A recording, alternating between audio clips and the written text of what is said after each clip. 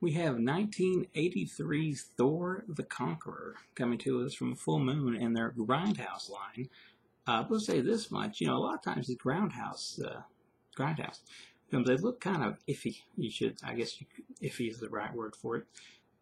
This one, it looks pretty good. A lot of times, they have the big Grindhouse warning, like they have to find whatever material they can find. So it may not look that good, but this time around with this one, I get the feeling that maybe they had a master or something because it's actually in widescreen and it looks pretty good. Way better than anything else I've seen of it. So we got Thor here. And I mean, right out the gate, you should know that this is pretty well the Dollar General version of Conan or Beastmaster. In some places, it was actually called Beastmaster 2.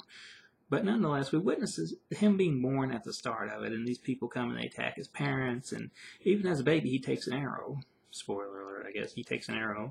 And the little wizard guy that's friends with his parents kind of vanish with him while his dad sits and fights a losing battle against a whole horde of bad guys thanks to the guy shooting arrows at him. But it's just silly stuff. And then we fast forward years later, and now Thor's a grown man, and the wizard guy, has kind of taught him how to fish, and he keeps saying his time is drawing near, but he's still there throughout the whole film. So maybe his time isn't drawing that near, I don't guess. But nonetheless, we see Thor, who's our hero, basically the biggest man-child you're going to find in a film like this. It's Italian. That may have something to do with the way the character acts. But he's fishing, with his hands, and then he runs across like a group of people that's got a woman as a slave. So then he kind of learns what you're supposed to do with women at the time. Although it basically boils down to rape. So our hero rapes more than one woman in this film, but it's supposed to be perfectly okay because he's the hero, right? And this is the old days, so I guess that doesn't matter. But nonetheless, he happens to kind of fall in love, I guess you could say, with one woman that he rapes, and she kind of becomes his woman throughout the whole thing and takes up for him, and even helps him out with a group of cannibals at one time, as this movie does pack cannibals and swords that turn to snakes and all kinds of weird stuff. So it's a weird sword and sorcery film. It's really cheaply done. It's bargain bin effects here, people. Bargain bin props, bargain bin effects.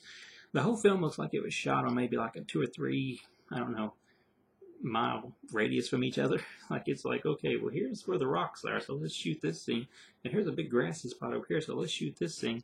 And it's all done in the same part, but it's done in a way that still remains entertaining. And I know it's hard to believe I'm saying that as well, but it's worth watching. I don't know if it's because I watched it at 2 o'clock in the morning and I was hyped up on Dr. Pepper, which may help.